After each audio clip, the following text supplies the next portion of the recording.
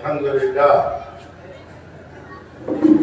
والصلاة والسلام على رسول الله وعلى آله وصحبه ومن اهتدى بهداه أما بعد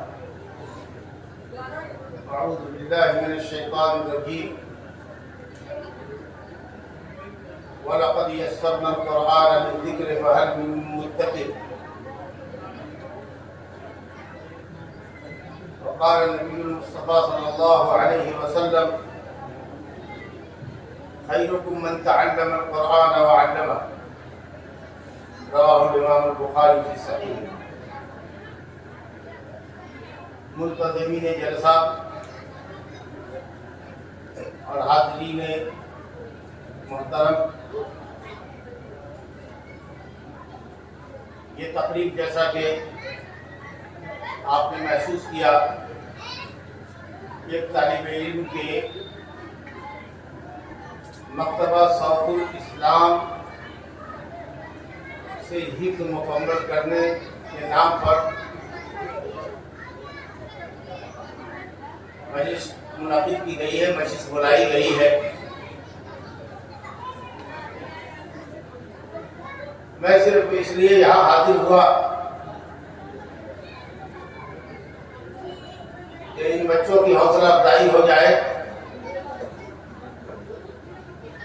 اور جو حافظ صاحب محنت سے بچوں کو پڑھا رہے ہیں ان کی حوصلہ افزائی ہو. یہ پہلا پھل ہے جو آپ کے سامنے پیش کیا گیا ہے اس مکتب کا، اور آپ حضرات کے بچے جو یہاں پڑھتے ہیں اس مکتب میں آپ نے محسوس کیا ہوگا کہ مکتب کی بدولت ان میں قرآن اور اردو پڑھنے کی صلاحیت پیدا ہو رہی ہے. میں مکتب کے حافظ احتشام الحق کیا اور دوسرے منتظمین سے یہ گزارش کرنا چاہتا ہوں کہ اس کو خصوصی توجہ دیں اور اس کو اور مزید زندگی کے ساتھ چلائیں. تو بہت ضروری ہے کہ بچوں کو قرآن پڑھانے کے لیے اچھا حافظ رکھا جائے، اچھا قاری رکھا جائے جو شروع سے ہی قاعدہ بغدادی یا قرآنی قاعدے سے ہی بچوں کی زبان کی اصلاح کرے اور صحیح مخرج کے ساتھ جہاں سے حروف نکلنا چاہیے، جس حرف کو جہاں سے نکلنا چاہیے وہاں سے نکالنے پر اپنی توجہ مرکوز کرے. اگر یہ کمی رہ گئی بچپن میں تو بوڑھا بھی ہو جائے، آدمی مولوی عالم بھی ہو جائے تو بہت حد تک یہ کمی رہ جائے. فارسی کا ایک پرانا شعر ہے، خشت اول چون حد معمار کج تا سویا می رون دیوار کج. اگر بنیاد میں اینٹ ٹیڑھی ڈال دی جائے، بنیاد کی جو اینٹ ہے وہ ٹیڑھی اگر لگائی جائے تو چاہے عمارت آپ سویا آسمان کی ستارے تک لے جائیے گا، بلڈنگ ٹیڑھی جائے. لیکن اگر بنیاد میں زبان اور تلفظ کی لہجے کی آپ نے اصلاح کر دی، کون سا لفظ کہاں سے نکلے گا، مخرج نکلنے کی جگہ، یہ بہت امپورٹنٹ چیز ہے. اور یہی ہے ترتیب. ترتیب گانے کا نام نہیں ہے کہ وہ مصر کے پانی کے اندر کر کے گاڑ پر ہاتھ دیا اور پوری قوت کے ساتھ اس کو گا رہے ہیں اور سبحان اللہ ہے. قرآن مجید کو اگر صحیح مخرج کے ساتھ جس لفظ کو جہاں سے نکالنا ہے عربی میں اگر آپ اس کو پڑھیں گے تو الحمدللہ خود بخود اس کے اندر ایک حسن پیدا ہو جائے گا، آواز کے اندر دلکشی پیدا ہو جائے گا. اور غور سے سننے والا قرآن مجید کے ساتھ بالکل بچ جائے. جو قرآن مجید کی اعجاز ہے اس کا یہ معجزہ ہے. حضرت ابوبکر صدیق رضی اللہ عنہ جب قرآن مجید پڑھتے تھے تو مشرکین کی عورتیں اور بچے گھروں سے باہر نہیں نکل جاتے اور قرآن سننے میں محو ہو جاتے تھے. اور بہت سارے لوگ تلاوت قرآن سے متاثر ہو کر مسلمان ہو جاتے تھے. مشرکین مکہ نے اتنا ان کو ستایا کہ وہ ہجرت کرنے اور مکہ سے مجبور ہو گئے. تو راستے میں جا رہے تھے کہ ایک شخص جو عرب تھا، عزل اور کھارا محلے کا سردار تھا، وہ ملا ابن الدبیرہ یا ابن دبلہ. اس نے کہا ابو بکر کہاں جا رہے ہو؟ کہا کہ اللہ کی زمین بہت وسیع ہے، جا رہا ہوں کہیں بھی اللہ کی عبادت کروں گا آزادی کے ساتھ، کیونکہ میرے شہر والے یا تمہارے شہر کے لوگ مکہ والے ہم کو اللہ کی عبادت نہیں کرنے دیتے، قرآن نہیں پڑھنے دیتے. تو حضرت ابو بکر صدیق رضی اللہ عنہ کہ حسن اخلاق کی گواہی اس مشرک نے یہ دی، یہ کہہ کر کے کہ آپ کے جیسا آدمی نہ مکے سے نکل سکتا ہے اور نہ مکے والوں کے لیے درست ہے کہ آپ کے جیسے آدمی کو نکلنے دے. جب آپ مکے سے چلے جائیں گے تو مکے میں رہ کے جائے گا، لہذا آپ واپس ہوئیے اور میں آپ کو اپنی پناہ دوں گا، میری پناہ میں آپ رہیں گے اور میں مکے والے سے بات کر دوں گا کہ ابو بکر کا گارنٹر میں وہ جب تک چاہے رہے. تو چنانچہ وہ عرب کے مختلف قبائل سے گھومتا گھومتا پھر آیا.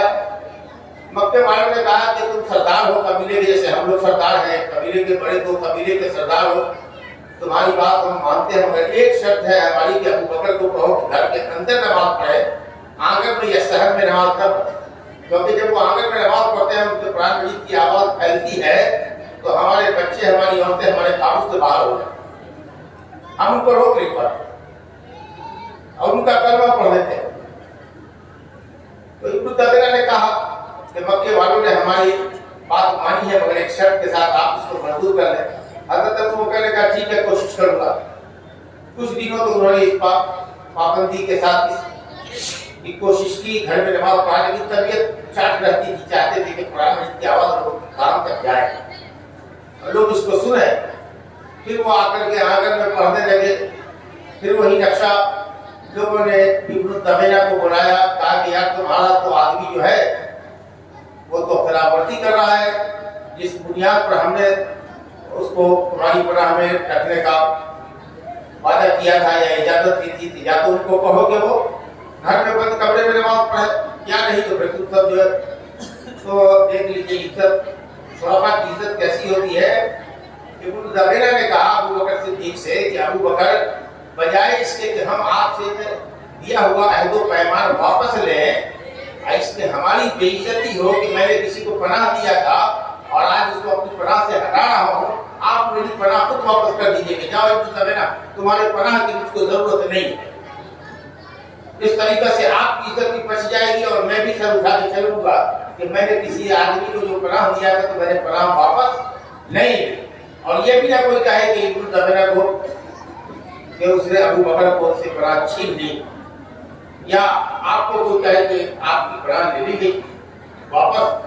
لہذا بجائے اس کہ میں آپ سے اپنی پناہ لے واپس لے لوں، آپ میری پناہ مجھ کو واپس کر دی جاؤ، میں تمہاری پناہ کا محتاج نہیں ہوں، جاؤ تم اور تمہارے لوگ جانے، میں مکے والوں سے سمجھ لوں گا. بہرحال قصہ مختصر یہ کہ اس قدر اچھی آواز ہو جاتی ہے قرآن مجید کی اگر آدمی قرآن مجید کو صحیح تلفظ کے ساتھ ادا کرے اور قرآن مجید کے معنی اور مطلب کو سمجھ کے اگر آپ پڑھیں تو پڑھنے والا بھی متاثر ہوئے بغیر نہیں رہ سکتا، اور سننے والے اگر قرآن مجید کے معنی اور مطالب کو سمجھتے ہو تو وہ بھی بغیر متاثر ہوئے رہ نہیں سکتے.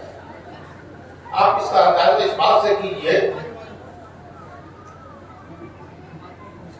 ایک واقعہ تو حضرت ابو بکر کے تأثر کا آپ نے سنا. حضرت جعفر طیار جو ہجرت حبشہ کر کے چلے گئے تھے، مکے سے ہی حبشہ کر کے چلے گئے، تو قرآن مجید انہوں نے پڑھا وہاں پر، اور ادھر مشرکین نے اپنے ایلچیوں کو بھیجا کہ جا کر کے بھوروں کو بلا کے لاؤ جو مکے سے بھاگ گئے، حالانکہ یہ مستب تھے، مسلمان بھاگے تھے. وہاں جا کر کے جب شکایت کی کہ بھائی یہ ہمارے بھگوڑے غلام ہیں، ان کو واپس کیجیے، ہم مکے کے نمائندے آپ کے پاس آئے ہیں. تو حبشہ کا جو بادشاہ تھا وہ نصرانی تھا، عیسائی تھا، بڑا معقول آدمی تھا، بہت اچھی سمجھ کا آدمی تھا. تو وہ تحائف لے کر آئے تھے وہ دونوں جو مشرک تھے. انہوں نے کہا کہ نہیں، میں پہلے ان لوگوں سے سنوں گا ان کی داستان جو بھاگ کر ہمارے ملک میں آئے ہیں پناہ لینے کے لیے مکے سے، کیا مجبوری تھی ان کی کہ انہوں نے اپنا وطن چھوڑا، مکہ جیسے شہر کو چھوڑا، یہاں آئے. میں ان سے ان کی مجبوری جانوں گا. یہ سمجھ رہے تھے کہ ہم نے تحفہ ہدیہ پیش کر دیا ہے، تو اس لالچ میں آ کر کے لوگوں کو حوالے کریں کہ ہاں سب کو بھگاؤ، سب کو نکالو۔ نہیں، وہ ہمارے ملک میں آئے ہیں تو ہم ان کی سن کے فیصلہ کریں۔ حضرت جعفر تیار تھے اور انہوں نے بیان کیا کہ ہم کون تھے، کیا ہے، کیسے ہم مشرک تھے، پوچھتے تھے ہمارے درمیان اللہ نے کیسے نبی بھیجا جو اللہ کی خالص بندگی کی دعوت دیتا تھا، جس کے نسب کو، جس کے خاندان کو ہم جانتے ہیں کہ وہ جھوٹ نہیں بول سکتا، اچھی اچھی تعلیمات ہیں ان کی، ہم لوگوں نے ان کا کلمہ پڑھ لیا، اور اس کے بعد انہوں نے ہم کو اسلام لانے کی سزا میں اس قدر پریشان کیا کہ ہم کو اپنا گھر بار چھوڑ کر کے سنا کہ آپ عادل اور مرسی بادشاہ ہیں اور آپ کے یہاں مظلوموں کی داد رسی ہوتی ہے، اس لیے ہم یہاں آئے۔ آدمی تو کہہ رہے ہیں کہ بڑے غلام کا بالکل نہیں، ہم غلام نہیں، ہم آزاد ہیں، ہم زیادہ شریف خاندان کے ہیں، یہ جھوٹے بے ایمان کیا بولیں گے؟ بہرحال نکال باہر کیا ہم دونوں کو، جو آئے کیا سب اپنا تحفہ لے کے جاؤ، یہ لوگ ہمارے ملک میں پورے امن اور شانتی کے ساتھ ہیں۔ کہا کہ اچھا وہ قرآن سناؤ جو تمہارے نبی نے پڑھ کر تم کو سنایا ہے، جو قرآن اترا ہے۔ تو حضرت جعفر نے جو قرآن کی تلاوت کی ہے، اور حبشہ اس زمانے میں عربی ملک تھا، عربی زبان بولی جاتی تھی، تو حضرت جعفر نے جو قرآن پڑھا ہے، جتنے وہاں پر قساوسہ تھے، سیسی رحمان، جتنے ان کے بڑے بڑے عابد اور زاہد تھے، درباری کتنے تھے، اللہ تعالیٰ کہتا ہے کہ صاحب پڑھے میں وَإِذَا سَمِعُوا مَا أُنزِلَ إِلَيْهِمْ تَرَىٰ أَعْيُنَهُمْ تَفِيضُ مِنَ الدَّمْعِ مِمَّا عَرَفُوا مِنَ الْحَقِّ۔ جب قرآن کی تلاوت ہوئی تو جتنے لوگ دربار میں تھے، بڑے بڑے وزراء اور بڑے بڑے علماء اور عابد اور زاہد لوگ، سب کی آنکھوں سے آنسو بالکل رواں ہے، جاری ہے، کیونکہ انہوں نے حق پہچان لیا، یہ کلام حق ہے۔ اور حضرت مریم اور عیسیٰ علیہ السلام کے تعلق سے قرآن نے جو عقیدہ پیش کیا ہے، جو صحیح عقیدہ ہے، جس پر نصارہ موجود نہیں ہے، وہ سب بات کے سامنے آ گئی۔ تو یہ قرآن کی تاثیر دیکھیے کہ نصرانیوں نے اس سے اتنا اثر قبول کیا کہ ان کی آنکھیں گویا آنسوؤں سے بہہ پڑی، کہنا کہ آنسو سے آنکھ بہہ جائے، اور کہا ربنا آمنا فاکتبنا مع الشاہدین، اللہ ہم ایمان لے اور ہم کو گواہوں ایمان کی گواہی دینے والے لوگوں کی فہرست کریں گے۔ بادشاہ مسلمان ہو گیا، کس قدر تاثیر ہے قرآن مجید کے۔ نبی کریم صلی اللہ علیہ وسلم ایک دفعہ وادی میں قرآن پڑھ رہے تھے، چند واقعات آپ کو سنا رہا ہوں قرآن کی تاثیر۔ ایک وادی میں قرآن پڑھ رہے تھے، جنوں کی جماعت گھومتے اس وادی میں آئی، جس وادی میں، وادی پہاڑ کے دامن کو کہتے ہیں، ویلی کو کہتے ہیں، ویلی پہاڑ ہوا، اس کے سامنے جو دامن ہوتا ہے، نیچے والی جو زمین ہوتی ہے، کشادہ زمین، اس کو ویلی کہتے ہیں، کشمیری ویلی ہوتی ہے، کشمیر کی وادی، وادی کشمیر۔ تو آپ وادی نخلہ میں، ایک جگہ ہے وادی نخلہ جو مکہ اور طائف کے درمیان ہے، آپ قرآن مجید کی تلاوت کر رہے ہیں، تو جنوں کی جماعت آئی اور اس نے قرآن کو سنا۔ قرآن مجید کو سننے کے بعد وہ اتنے متاثر ہو گئے، وہ سب عربی تھے، شام کے جن تھے، ملک شام کے نصیبین کے جن تھے، ملک شام میں ایک شہر ہے، اور وہ سب کے سب ماشاءاللہ مسلمان ہو گئے اور اپنی قوم میں اسلام کی دعوت لے کر پہنچے، جس کو قرآن نے 29واں پارہ سورہ جن کے اندر اور 26واں پارہ سورہ احقاف کے اندر بیان کیا ہے، وَإِذْ صَرَفْنَا إِلَيْكَ نَفَرًا مِنَ الْجِنِّ يَسْتَمِعُونَ الْقُرْآنَ فَلَمَّا حَضَرُوهُ قَالُوا أَنصِتُوا فَلَمَّا قُضِيَ وَلَّوْا إِلَىٰ قَوْمِهِمْ مُنذِرِينَ۔ جب قرآن مجید کو سنا انہوں نے، چپ رہو، اور سے سنو۔ یہ ہے قرآن مجید کو سننے کا ادب کہ جب قرآن پڑھا جائے تو اللہ تعالیٰ وَإِذَا قُرِئَ الْقُرْآنُ فَاسْتَمِعُوا لَهُ، اس کو غور سے سنو، خاموشی کے ساتھ سنو، توجہ سے سنو، لَعَلَّكُمْ تُرْحَمُونَ، تاکہ تم پر رحم کیا جائے۔ اور ماشاءاللہ وہ مسلمان ہو گئے جو جن آئے تھے، اور وہ سب کے سب اپنی قوم میں پلتے لوگوں کو شرک سے ڈرانے والے بن کر، توحید کی دعوت دینے والے بن کر رہے، جنہوں میں کوئی نبی نہیں آیا، جنہوں میں کوئی نبی نہیں آیا۔ جو لوگ مسلمان ہوتے تھے انبیاء کرام کے اوپر، وہ جا کر کے دعوت تبلیغ کا کام کرتے، منذر ہوتے تھے، ڈرانے والے ہوتے تھے، لیکن نبی کوئی بھی نہیں آیا۔ جتنے انبیاء آئے آدم علیہ السلام سے لے کر محمد صلی اللہ علیہ وسلم تک، سب کے سب انسان ہی گئے۔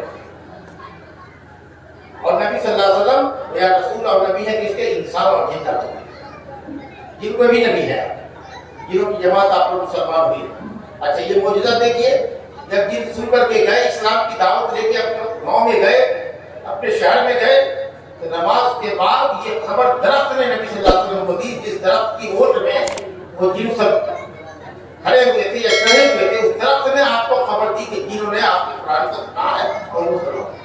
یہ معجزہ دوسرا معجزہ دیکھا۔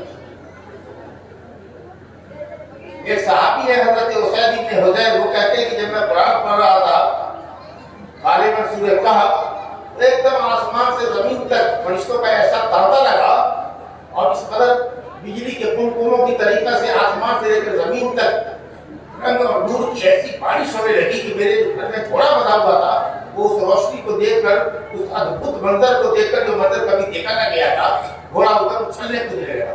میرا بیٹا وہیں سویا ہوا تھا یحییٰ نام کا، مجھے لگا کہ کہیں بچہ کچل نہ دیا جائے، تو میں نے قرآن مجید کی تلاوت کو روک دی، اور یہ روکنے کے بعد دیکھا تو زمین سے لے کر تاحت نگاہ آسمان تک ایک نور و رنگ کا ایک سما بندھا ہوا تھا۔ میں نے صبح کو جب نبی صلی اللہ علیہ وسلم کے سامنے ذکر کیا تو کہا کہ تلک الملائکۃ تنزل بصوتک، تمہاری آواز کو سن کر کے فرشتے آسمان سے قطار اندر قطار آسمان سے لے کر زمین تک آ رہے۔ اگر تم پڑھتے رہتے تو صبح تک یہ منظر آتا اور لوگ اس منظر کو دیکھتے۔ کہا رسول اللہ مجھے ڈر ہوا کہ میرا بچہ کہیں کچل نہ جائے۔ اللہ، تو یہ تاثیر ہوتی ہے۔ حضرت ابی بن کعب کو نبی صلی اللہ علیہ وسلم نے کہا کہ پڑھو قرآن۔ جب انہوں نے قرآن مجید شروع کیا سورہ نساء کی آیت، تو نبی کریم صلی اللہ علیہ وسلم کی آنکھوں سے اشک رواں ہوئے۔ یہ قرآن مجید کی تاثیر ہے، عجیب کلام ہے، عجیب کلام ہے، اپنا اثر کلام ہے، لیکن تاثیر کب ہوگا؟ جب آپ اس کو کھلے من سے پڑھیں گے، توجہ کے ساتھ پڑھیں گے، اللہ کے کلام سمجھ کر پڑھیں اور اس کے معانی اور مطالب کو سمجھ کر پڑھیں۔ معنی مطلب کو سمجھیے گا اور صحیح طرح اس کے ساتھ پڑھانے گا، تب قرآن پڑھنے کا مطلب۔ اسی لیے بہت ضروری ہے کہ جو بالغ لوگ ہیں وہ بھی حافظ وغیرہ کو رکھ کر کے کسی اچھے حافظ سے قرآن کی اصلاح کریں۔ یہ اللہ کی کتاب ہے، ٹوٹو پڑھ کے تردد کے ساتھ، غلط تلفظ کے ساتھ پڑھنے کی جو ہم لوگ کی عادت ہے وہ بالکل غلط ہے۔ علم کے لیے کوئی عمر نہیں ہوتی ہے۔ اگر آپ کو قرآن ٹوٹو کے بھی آتا ہے تو کسی ایک حافظ کو بلائیے، 2 مہینے کے اندر وہ آپ کو انشاءاللہ تعالیٰ بنا دے گا۔ قرآن مجید آپ کو روانی کے ساتھ آ جائے گا، صحیح تلفظ کے ساتھ۔ اس کے سنکوچ مت کیجیے، شرمائیے مت۔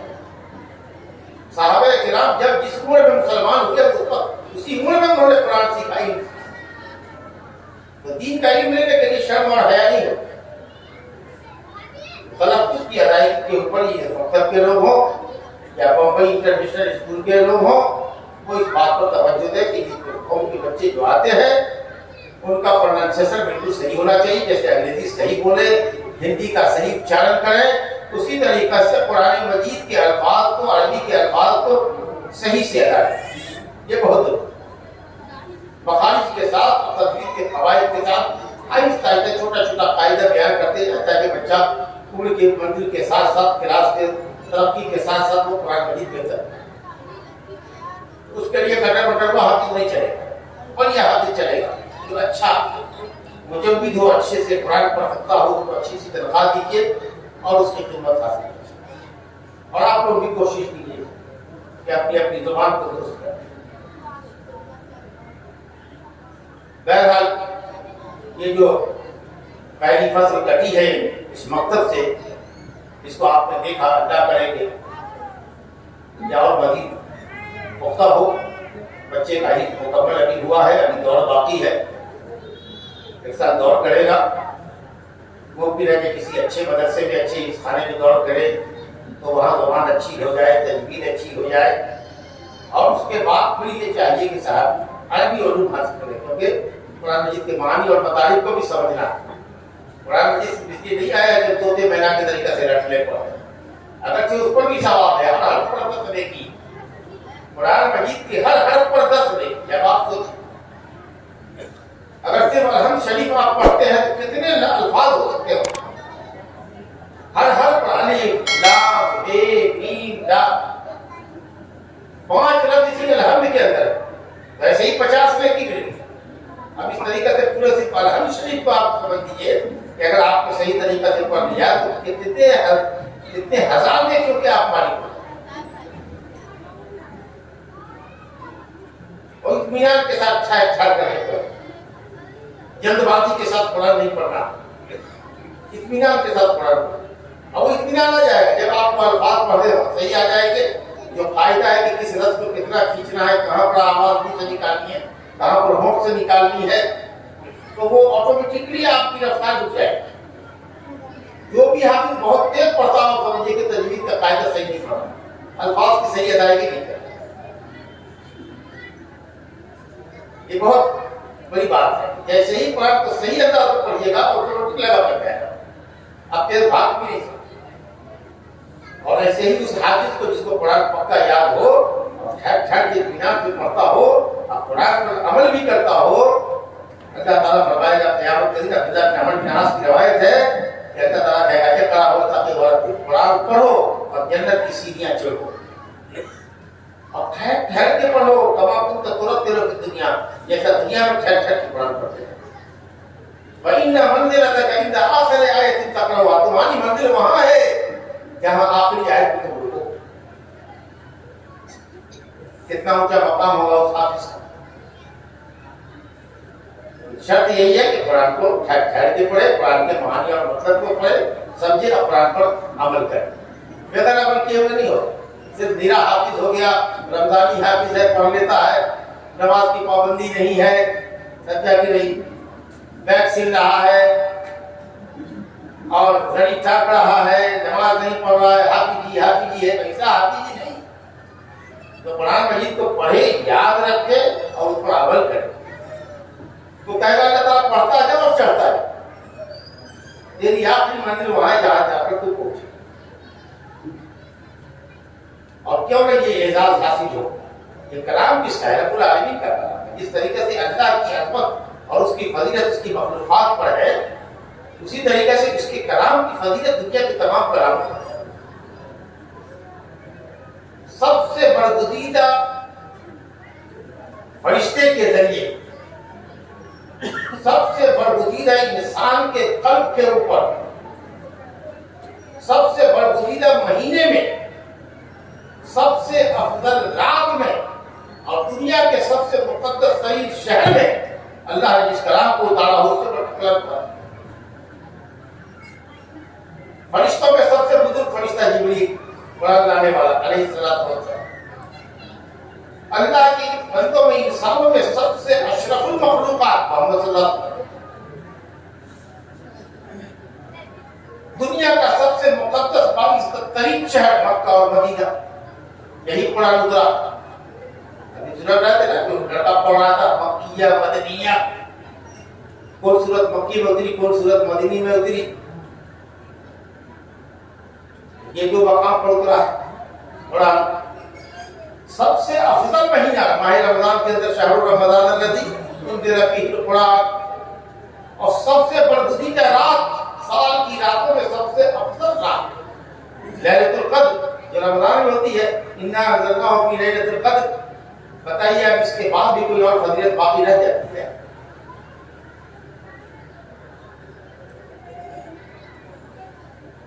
اچھا، یہ فضیلت اس طریقہ سے حفاظ کرام کو آخرت میں ملتی ہے، دنیا میں بھی فضیلت ہے۔ امامت کرنے کا حقدار کون ہے؟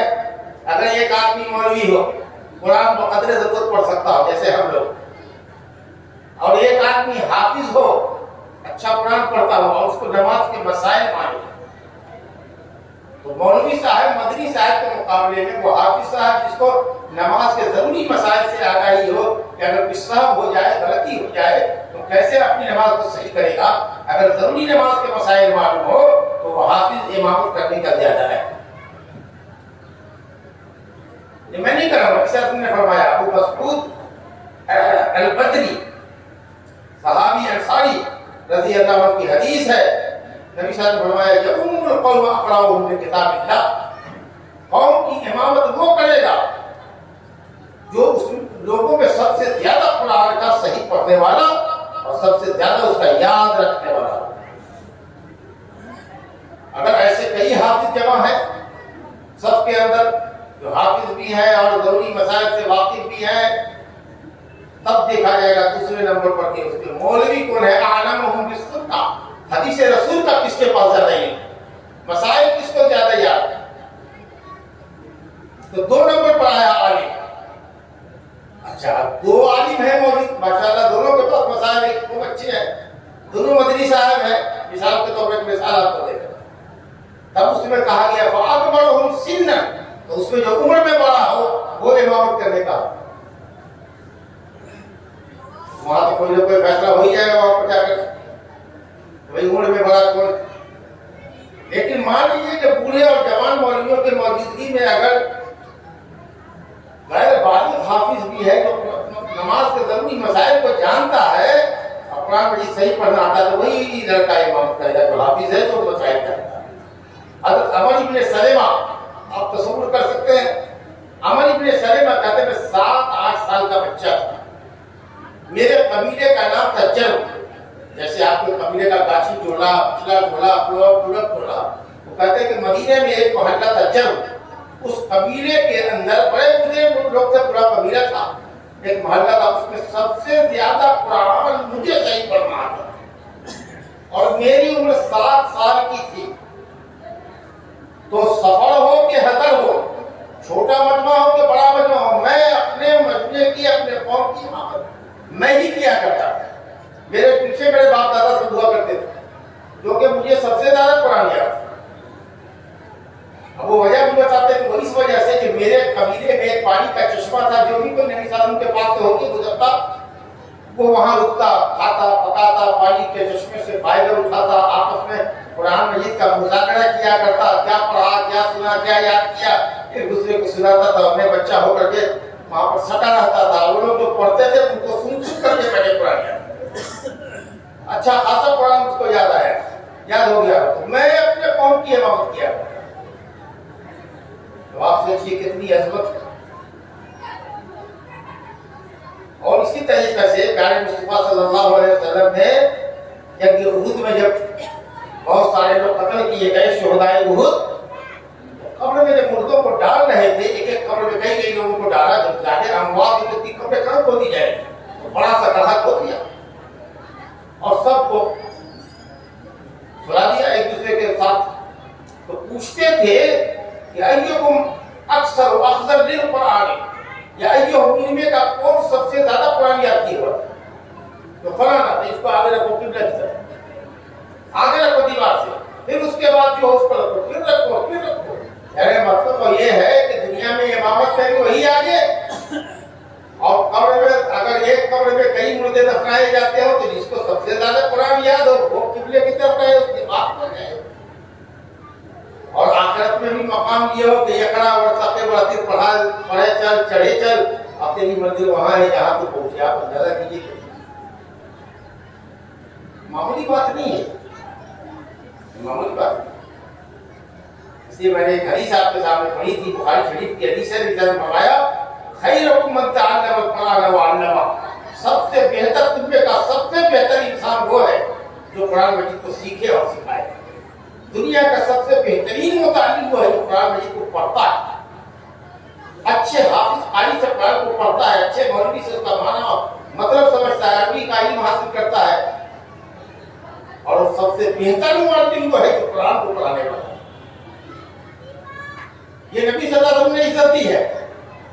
بڑے بڑے گورنری کے عہدے لوگوں کو پیش کیے گئے، بڑے بڑا عہدہ قضا پیش کیا گیا، جج کا عہدہ پیش کیا گیا، لیکن کچھ لوگ ایسے تھے جنہوں نے کہا کہ نہیں، مجھ کو قرآن مجید اچھا پڑھنے آتا ہے، میں بچوں کو قرآن پڑھاؤں گا، ان کو سکھاؤں گا، ان کو معنی اور مطلب سکھاؤں گا۔ تو انہوں نے قاضیوں کے عہدوں کو ٹھوکر مار دیا، باقی نہیں میں میاں گیری کروں گا، مکتب گیری کروں گا، چٹائی پر بیٹھا ہوں گا۔ اسی میں ایک عبدالرحمن سلمی ہے، تابعی ہے، حضرت عثمان رضی اللہ عنہ کی خلافت سے لے کر حضرت عثمان کی خلافت سے لے کر حجاج بن یوسف کی گورنری کے حد تک کوئی 72 سال ہوتا ہے جناب، 72 سال تک اس نے کہا کہ مجھے جس چیز میں یہی گھیر کے رکھا ہے، جس چیز نے مجھے یہاں پر گھیر کے رکھا ہے، بیٹھا کے رکھا ہے، اور میں قرآن پڑھاتا ہوں، وہ صرف نبی کا یہ فرمان ہے خیرکم من تعلم القرآن، سب سے بہتر انسان کو جو قرآن سیکھے اور سکھائے۔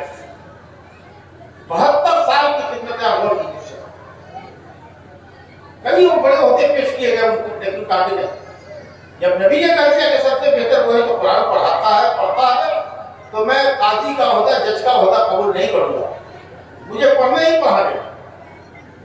तो कम पैसा मिले हाफिज को प्रोफेसर के मुकाबले में, मौलवी को कम पैसा मिले, लेकिन वो क्या पढ़ा रहा है, पढ़ा।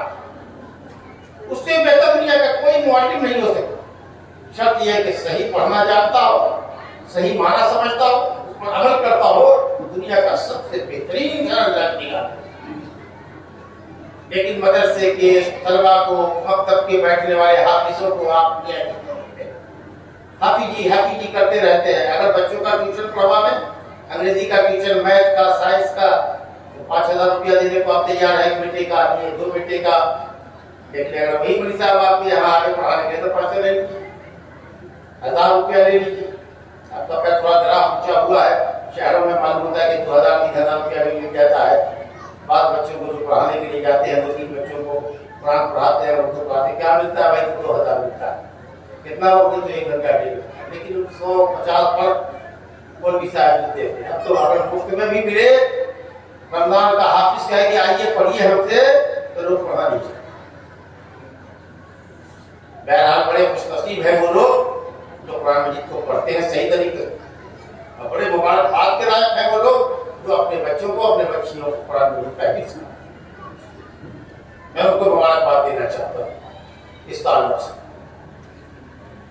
कुरान मजीद का मौजूद इतना अच्छा है मौजूद, इसको बढ़ावा की बातें की जा सकती है। किसी और मौके पर इंशाअल्लाह गुफ्तगू करूँगा। गुफ्तगू ताज़े लंबी करना नहीं चाहता हूँ, और ना बुरा चाहती है कि आप प्रोग्राम महीनों का ये नहीं जाने, लेकिन बहरहाल सबका ताउन होना चाहिए।